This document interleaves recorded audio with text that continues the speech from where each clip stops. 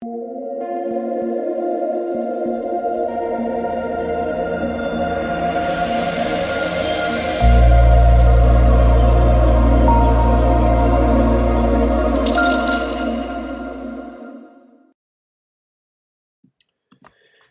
what's going on, guys? It's DK. Back at you with another video here to break down the two-game early slate as well as the four-game main slate for Draftkings CSGO. So before I get into the video, if you guys are new to the channel, my name's DK. I make daily videos breaking out NBA, NFL, and esports daily fantasy sports slates. Esports including Call of Duty, League of Legends, and this one, Counter-Strike CSGO. So with that out of the way, let's jump into the video. Also, just want to say congrats to the viewers who took down some big money today. Had a lot of viewers do really good today. So congrats, you guys. Actually, I tweeted out a couple screenshots of some big winners. So yeah, congrats to you guys. Let's see if we can keep it going here for this slate. So first, let's look back at my lineups here from the main and the late slate. So it was, for me at least, it looked great, my lineup in both slates until the last game. So this was my final lineup for the main slate, was Rops in the captain spot. I was just going to continue to play those mouse esports guys. They've burned me so much that they had to come through for me once. Rops finally did. I mean, he was really chalky. I mentioned he was going to be really high owned, but he was really solid in the captain spot. Paired him with Frozen, who was all right. You expect a little bit more from him. Zywoo, another guy I mentioned, was going to be really chalky, 84% owned. And then the way I got different here was I went the Ninjas in Pajama side. And the reason I went that with them is because besides Device, I just didn't really trust that Astralis team. Sure, Magisk and Dupree have flash upside too, but playing with like two new players, I didn't have a great feeling about it. So I went the other way with the NIP guys. It worked out for me. The one letdown here was Brolon. So like I said, I was looking great. I was in like 20th place going into that last game. I figure, I'm going to min cash easily. I have a chance to make good money here if Brolon has a good game. And he comes out, and Fnatic, once again, one of the most inconsistent teams right now, just completely lays an egg. They got destroyed. He went 12-19. Now look at this. So this is kind of funny because this is the exact same lineup, but this guy went Bubsky over Brolon, and he finished like 40 points ahead of me. It's crazy. That was a 50-50. I was deciding with Brolon and Bubsky. I made the wrong decision, and it cost me big time. A 40-point swing is pretty dramatic for one player in a best-of-1 series, but unfortunately, I got the short end of the stick there. I picked the wrong one, and it cost me. I ended up missing the money by a few points. So yeah, I was tilted, but I was like, okay, we got a nice late slate. Let's come back and win it back right. And basically the same thing happens today. I'm looking pretty good going into the last game. I had, K Serrata was a little bit disappointing, but he was really chalky. Same with Yuri, and they were both slight letdowns. It was Henny that had like a crazy good game. And then, I went Fallen. I knew he was going to be really low owned. He was solid. The two really big plays for me were Kusta and Bentent. I don't really understand why those Genji guys were that low owned when they were the biggest favorites of the slate. I really thought those guys would be a lot more popular. So that really surprised me. Now I was going into the last game basically on the money line. And I had my captain spot left and one other player. So I figured, I'm great for sure. And that 100 Thieves EG game was just, besides Cirque, there's no one you wanted. It was just a really low-scoring fantasy game. You had some of the guys on the bottom of the roster, right, have better games than normal, and that kind of hurt the top guys. So you had guys like AZR and Liaz kind of overperform, where the guys that usually do good for 100 Thieves, right, JKS, Gratisfaction, Jakeem, had bad days, and got EG won. I think it was 16-12. So really, I had Breeze. He was solid, but really the only player you wanted in that game was Cirque. So that was a pretty low-scoring game, and I finished, I believe, like 3 points out of the money. I really couldn't believe it. I thought, for sure, I'm going to cash. Yeah, I think it was like 135. I finished at 133. So definitely a frustrating tilting slate for me because in both the main and the late, I was in great shape, and the last game just didn't go my way. But that it shows how tough it is really to cash, in GPPs. You really cannot have a letdown in your lineup unless you have someone. Unless you have, like, say you had a Bubsky today in the captain spot, then you can probably afford someone having an off game. But normally, again, if you want to cash in the GPPs, you really have to hit on everyone. Now, sure, if I entered both these lineups in cash games, they would have cashed. But, it's something I've thought about playing cash games in CSGO. I've definitely considered it. Maybe I'll start playing soon, but right now I'm just kind of sticking to GPPs. So that's a look back. Again, it looked good for me in both slates, and last game kind of just did not go my way. So again, we'll talk about the 2-game early slate as well as the 4-game main slate. Let's do it. So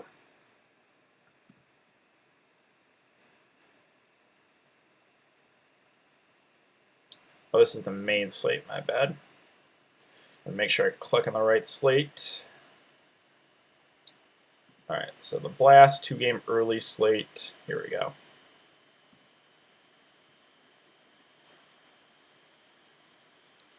All right, so let's look at the odds at these the first 2 games here. So we have Fnatic versus Virtus Pro. Fnatic are favorites at -165. Honestly, I don't know if I have confidence in Fnatic. It's so hard to trust them right now. And then we have Ninjas in Pajamas versus Saw.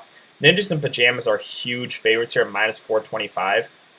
So in my opinion, this slate is pretty clear cut. I think you probably run a 3-man NIP stack, and then do you want to run it back to 3-man VP or 3-man Fnatic stack, or kind of get a mix and match in that first game? That's the way I'm probably going to go about it. So let's talk about the VP side first. So the VP side, let me go to here we go. We are here. So VP picked up Yakander, new addition to the roster. With Sanji, James, Adrian, and Q-Kurt. For Yakander's price at 8.6K, I think that's probably a stay away from me. I think he's someone that can get you there and is more contrarian for sure, but I would much prefer him to James at 7.4K. He's one of my favorite plays in the slate. Again, he uses the AWP. He really can have big games, and he's about $1,500 underpriced in my opinion. So I like James a lot. I think you can run him as a one-off if you want to go maybe 2 Fnatic and run it back with James. I think that is certainly viable. I just really like the price here. Again, I think you can use him as a one-off, or you could go a full 3-man VP stack if that's the way you want to go. Q-Crit at 6.4 I like as well. It's a really cheap price point. Now, salaries on this slate, it doesn't really matter. You can basically get whoever you want in because it's just, the highest price guy in the slate is 8.6K. Yeah, so you can basically fit whoever else you want in your lineup. So again, price points, I guess it really doesn't matter. Just, go with the plays that you think are the best plays. So I think James is the best play on this VP side. I think he's better than Yakander if we're just not even talking about price, right? I think James is the better player. I like Q-Kurt as well. Again, he's going to be pretty low on because of the price point. So I think an interesting strategy in this slate is leave some money on the table if you want to differentiate yourself, right, for GPPs. I think that's a good way to go about it. Now, Sanji, Adrian, those are 2 guys I don't even think we have to consider in this one to even be different. Let's just kind of stay away. So I like James. I like Q-Kurt. And then Yakander is a guy that I think is viable. Again, I guess price point doesn't really matter too much in this slate, but I would probably rank the plays James 1, Q-Kurt 2, Yakander 3. I think you can play all 3, right? If you want to go at NIP 3-man stack and run it back with 3-man VP stack, that's certainly viable. Fnatic has really, really struggled here recently. So let's now talk about the Fnatic side. They were all terrible today. Brolon got 8 fantasy points. I think he actually was the best. Flusha, what did he finish with? -2. I think Crims finished in the -2. He had -1. What did JW finish? He finished with 8, I guess, tied at the Broline. I think Golden actually had a decent game surprise. Yeah, he had 18. Something you rarely see is a, Golden leading the way for Fnatic. So these bottom two guys with JW and Golden, probably a stay away. I guess you can consider JW to kind of differentiate yourself. He is a guy, again, he uses the op. He can have good games. Golden, that was more, again, he was the best player in the team. That's more of an anomaly. You're not going to see that consistently. So I don't think I get to Golden. With Brolon, Flusha, and Crims, with them all priced about the same, I would rank them Brolon 1, Crims 2, Flusha 3.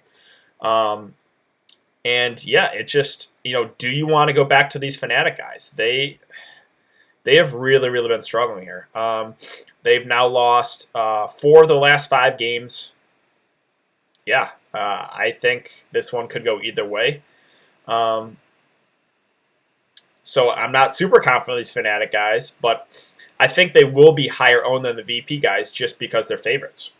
Again, I think that you don't really have to even look at those numbers because I think at the game's face a toss-up. So my favorite plays in this game, in general, again, the Fnatic side, I'd rank it Brolon 1, Crims 2, Flusha 3. I think JW is viable if you want to differentiate yourself for GPPs. He's a guy that can have good maps for sure. The Saw versus NIP game. So this is where I'm kind of taking a stand here. Sorry, guys, my allergies are killing me right now.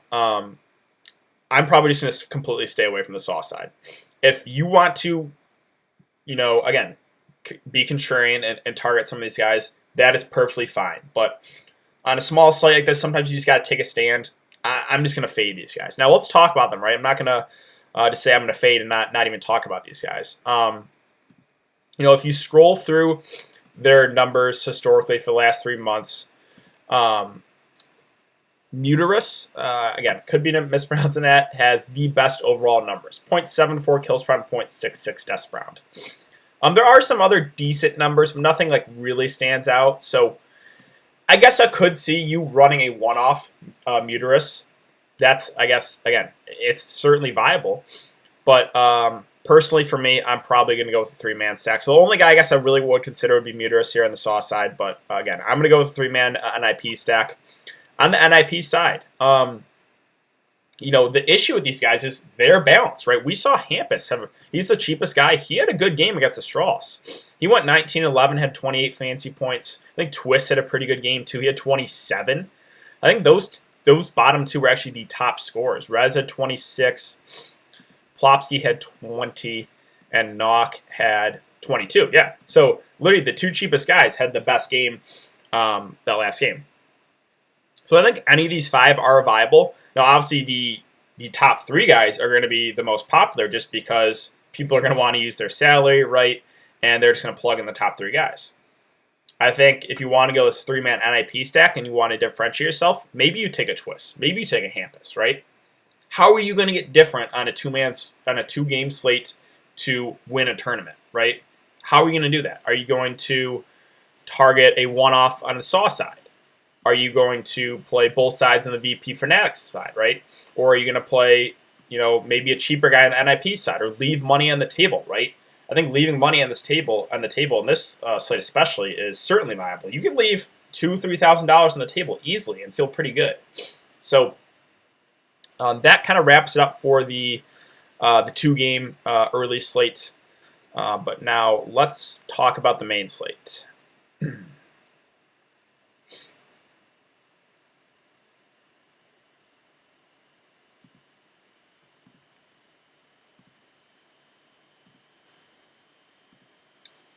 Close out of these. All right.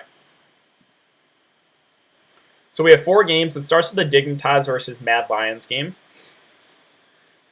We have Mad Lions right now at -195 favorites over Team Dignitas. We have Triumph versus C9. C9, the biggest favorites of the day at -335. Furia versus Genji. Furia are favorites at -150, even though they lost today and Genji won. And then we have MIBR versus Chaos. MIBR -260 favorites over Chaos. So before we even get to players and their prices, right, if we're just talking about a cash game setting, I think the C9 guys look really good and the MIBR guys look really good. Just talking about cash games, right? But let's get into it. Let's start with the first game here. Dignitas versus Mad Lions. We have, again, Mad Lions are our favorites here. It looks good against Fnatic. They're minus 195 favorites. Dignitas as a team is, I'm not super excited about them. I think I'd only consider them as a one-off scenario, right? It's a 4-game slate, so I don't think we have to get crazy here and run like a 3-man Dignitas stack to get like super contrarian, right? I don't think we have to do it. Sure, I guess it could happen, right? They could dominate Mad Lions, but I think Mad Lions win this one. So for that reason, I'm probably not going to go crazy in my Dignitas exposure. So I think the one guy I would consider would be Force at 8K. Again, if you scroll through their numbers, right, Get Right is slightly negative. Force is the best overall numbers at 0.74, 0.66. Freiburg and Zis are two guys I basically avoid. Their overall numbers pretty bad. Halzark as well as decent numbers. So I guess Halzark, Force would be the two guys I would look to. But I think they're just more one-offs, right? And personally, am I going to go there on this slate? Probably not. Now, again, you could definitely get contrarian and target these guys. They're going to be low-owned because they lost today pretty easily against Mouse Sports, and then you had Mad Lions win pretty easily. So, yeah, of course, Mad Lions are going to be way more popular this slate. And we've seen anything can happen. So, sure, if Dignitas pulls off the upset and you go with one or two of these guys, you have a huge advantage to the field. Again, everyone else, I don't think I would consider. It'll just be those top two guys. I think they're just more one-off scenarios for me. On the Mad Lions side, so we have one guy that's going to be extremely chalk tomorrow, and that's Bubsky. He went 34-13. Now, I've been talking about this guy a lot, and the reason I like him is he is so aggressive. If you watch that game, you know why, right? He will just push everything. He's pushed his kills, right? He's always aggressive. He's always going after those kills, which I love, and we saw that upside from him. He destroyed Fnatic, 34-13. He went. So a crazy game in one map, 48 fancy points, and their favorites today. Yeah, Bubsky is going to be one of the most popular plays of the day, in my opinion. I like him a lot. I think if you want to get contrarian, you could look to a pivot like a guy like Shajush at 7.2K. Sure, didn't have a great game, went 17-16, but overall, Shajush is a guy that when he's playing well, he can get you 70, 80, 90 fancy points. Now let's look at their overall numbers again for the last 3 months. Bubsky at 0.77 and 0.65. Shajush at 0.72 and 0.63. So not too far off, right? Now again, Bubsky is the more aggressive player, so he's going to be in more gunfights, but you could realistically go with Shajush. You could play both. I think running a 2-man Mad Lion stack is not the worst idea. Those are the two top guys. And Asilion and Roge are two guys I won't consider. Again, a core I still like as a value option at 6.4K. He had a good day today. 19 and 10, 7 assists, had 29 fancy points. That's really good. Man, he uses the op, which is a plus. So I have some interest in a core as well. Those, again, are the top 3 guys I look to. Bubsky, he's going to be very popular tomorrow. You can definitely eat the chalk if you want to. Again, he's very aggressive, but we know that upside is massive. If you want to just play one in this game and you want to differentiate yourself, sure, take Shajush, and you're going to get him at probably a third of the ownership. You can definitely play both if you want to, too. It's right all about, how do you want to attack this game. So those are the 3 guys to look to. Bubsky, Shajush, a core. Again, Bubsky is going to be very popular tomorrow. Next, we have C9 versus Triumph. And really, the prices just don't make sense in this game. You have C9 as the biggest favorites of the day at minus 335. And you have the Triumph guys more expensive than, or one, I guess, Grim is way more expensive. It's just like, yeah, that doesn't make a lot of sense. So, once again, for like the 100th straight time, Floppy is one of my favorite plays. He's just a guy that, personally, he's made me a lot of money, and he's very consistent player. I continue to ride him. He's been really good. So I'm probably gonna go right back to the well here at 7.8K. The last game against Genji went 53-34. He's the guy that has the most upside in this team. If we look at their numbers for the last 3 months, he's sitting at 0.75 kills per round, 0.66 deaths per round. So yeah, I really like Floppy. He's one of my favorite plays. I also like Osi at 7.8K. Now he had a decent day too. I guess not great, but 36 and 38 Again, he uses the op, which is always a plus. They do have Sonic, who will use the op as well. Sometimes they will use 2 ops. So, yeah, I have interest in OC as well. Again, his numbers are pretty decent at 0.71 and 0.61. So, yeah, I think OC is a guy that stands out as well. Now, he's going to be way less owned than Floppy. And sure, again, if we want to take ownership into consideration, Floppy is going to be way more popular. If you want to only play one in the C9 side, you want to differentiate yourself, sure, take OC over Floppy, right? You're going to get him at way lower ownership. And he's flashed some upside too. Again, I would personally, I really like Floppy. He's been really, really good. I think he has the most upside in this team. Sonic and MOTM are viable as well. Both have had good games in them. MOTM's numbers 0.69 and 0.66. Sonic's at 0.67 and 0.65. So both slightly positive. Again, both have had good games. They're both pretty cheap, right? 6.8 and 6.6K. So I think both those guys are certainly in play here. And then JT, don't think I have to do it. I think that's just getting too cute. So all in all, I really like Floppy. Again, he's going to be very popular, like Bubsky. I like OC as well as a pivot, or you can play both. And then Sonic and MOTM as value plays, they're definitely viable. I really like the C9 side. They're the biggest favorites of the day. So, yeah, I feel pretty confident that C9 can pull this one off. On the Triumph side, I think there's only one guy I would consider here, and that's Grim. Grim has pretty good overall numbers, 0.83 kills per round, 0.68 deaths per round. But, the thing is, you're going to have to pay a premium for him, 8.8K. So I think he's, again, definitely more contrarian. Can you use him as a one-off in this game if you want to go C9 and play a one-off? I think it's viable, right? He has really good overall numbers. So, again, more of a contrarian option, not out of play, but I think he's the only one I would consider here on the Triumph side. Sorry, guys. Allergies last week have been killing me. Let's see. Everyone else, though, yeah, it's probably a stay away. I'm personally not going to go anywhere else here on this team. So it's Grim for me as a contrarian option, and that's really it. Next, let's talk about Furia versus Genji. So we have Furia at minus 150 favorites. Over Genji, Furia lost today to MIBR, and then Genji won. So let's talk about the Genji side first. We have Automatic, Bentet, Kusta, Psalm, and Daps. Honestly, everyone had a pretty good game besides Automatic. I think he was the one letdown. They don't have it up here yet, but he was like slightly negative. I think it was like 10 and 12 or something.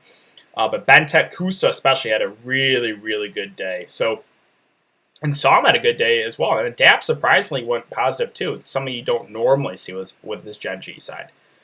Now, I probably feel more confident with the Furia side. I think personally they are the better team. So that's going to make Genji probably just lower owned, right? They're underdogs too. I think the most popular is probably going to be Kusta for his most recent game, right? But I think the only three guys to consider here would be Automatic, Bentent, and Kusta. And Kusta is going to be the most popular, in my opinion, for his price. Automatic will probably be the lowest owned of these three because he had the worst day today. All in all, again, those three plays are very, very similar to me with Automatic, Bentent, Kusta. They have all very similar historic numbers as well in the last 3 months. So, yeah, I think they're interesting contrarian plays. Am I going to go with the Genji side? I don't think so. I think I feel pretty good about Furia on this one. So let's talk about Furia now. The price points are really, really good in these guys. Caserado at 7.6. Henny at 7.4 and Yuri at 7.4. Art and Vinny, just cross them off. You don't have to go there in this one. With a lot of guys underpriced, there's just no reason to even go there. But the top three guys are really, really appealing to me. Now, I'm interested to see what the ownership is going to be like. Because Caserado and Yuri, they had, kind of off games. Now, it's not up here, but Caserado went slightly negative. Yuri went slightly positive, but both finished in the teens for fantasy points, whereas Henny had like 34. He really took over. Now, if we look at, again, their overall numbers for the last 3 months, we have Caserado at 0.73 kills per round, 0.56 deaths per round, Yuri 0.76 and 0.62, so pretty similar. Caserado's less deaths, and then Henny at 0.7 and 0.56. So, overall, Henny has the worst numbers of those three, but all three have had good games, right? And if we just look at their fantasy points per game they have up here, right, they're all at like 66. So they're very similar plays. I think Henny will probably be the highest owned. I don't know. It's going to be close with him and Cacerado. Personally, I prefer Cacerado. I just think he's a slightly better player, even though Henny had the better day today. Um, so how I would rank him, I would go Cacerado 1, Yuri 2, Henny 3. That's just because, again, I'm more of a GPP player. I know Henny's going to be more popular after that big game. For that reason, I'm going to look as a pivot, right? I think all three are very, very similar plays, so I'm going to take the lower round of them, right? So I think it's Cacerado for me 1, Yuri 2, Henny 3. I like all three a good amount. I think you can run a two-man stack here with Furia. So, yeah, those three guys do really stand out to me. Again, I like the Furia side more than I like the Genji side. I think they are the better overall team. And then lastly, we have Chaos versus MIBR. MIBR are only minus 260 favorites. I don't know if I agree with that. I think they should be more heavily favored, to be honest. On the Chaos side, there's only one guy I would consider once again at Zeppa at 7.6K. His price dropped. He didn't have a great game today. Chaos in general just did not do good. But he's the only guy we really would consider here. I think everyone else is a stay away. Zeppa's overall numbers, again, 0.81 and 0.65. And Leaf, the new addition, does have good numbers as well. But I think it's only Zeppa for me. And that's only a one-off scenario. It's just because I feel pretty good about this MIBR side. So let's now talk about the MIBR side. Fallen, Fur, KNGV. They're pretty good prices. Fallen at 8.6. Again, everyone seems underpriced in this slate. And for them being pretty big favorites and him being at 8.6K, I think Fallen is one of the best plays of the day. He's going to be very popular, like Bubsky, like Floppy, but for good reason. He's really, he's probably an optimal play tomorrow. So I really like Fallen. Again, he uses the AWP, which is always a plus. If we look at his overall numbers, they're great. 0.73 kills per round, 0.59 deaths per round. I got Fur and KNGV do have good numbers as well. Fur at 0.75 and 0.66, KNGV at 0.76 and 0.67. So those are the two guys that they're priced about the same. It's almost a coin flip for me there. KNGV had the better day today. He's cheaper. For that reason, personally, I'll probably go Fur, but those two, it's basically toss-up for me. Taco and TRK, stay away. You don't have to do it. So, yeah, I really like Fallen. I like Fur and KNGV as well. Again, this MIBR side, I'm pretty confident that they win this one. So I do like these MIBR guys a good amount. All right, let's now talk about cash games and how I would approach it if I was building a cash game lineup. Right, so cash games, again, if you guys are kind of new to DFS, don't even care about ownership. Right, just play the best plays, play the optimal plays.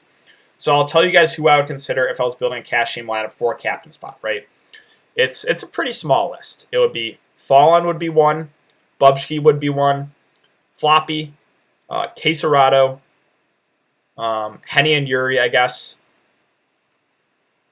And yeah, I think that's really it. If I was just building a cash game lineup, those would probably be the guys I would look to. I think you could throw OC in there as well. But yeah, the three, in my opinion, I think I'll say the four most popular plays tomorrow are going to be Fallen, Bubsky, Floppy, and Cacerado. Now, I've mentioned, right, there's similar plays on all the teams that you could look to pivot for lower ownership. So, again, my normal approach is when building a GPP lineup is I like playing a lot of the chalk and then differentiating myself in one or two spots. So, sure, I'll probably play a lot of those guys I mentioned, maybe even all, and then get different in one or two spots, right? So that's normally how I build my GPP lineup, unless I feel like really confident, like an underdog, and I have like a strong stance. But normally, again, but normally my approach is I like playing a lot of the chalk. Chalk is chalk for good reason, right? They're the optimal plays for a good reason, right? They're really, really good plays. But if you're going to get one at like way less ownership, then that's where, again, you could look to a pivot to kind of differentiate yourself from the field. So I think that is going to do it for the video today, guys. If you have been enjoying the content so far, I'd really appreciate it if you could like this video, subscribe if you haven't already, and hit that notification bell. I believe we're now at 3.27 thousand subscribers now. So yeah, hitting that notification bell does really help me out to continue to grow this channel. So thanks again for having to come and to check out the video. I hope you guys are all staying safe during these crazy times. Stay safe, stay healthy, and I will see you all in the next video.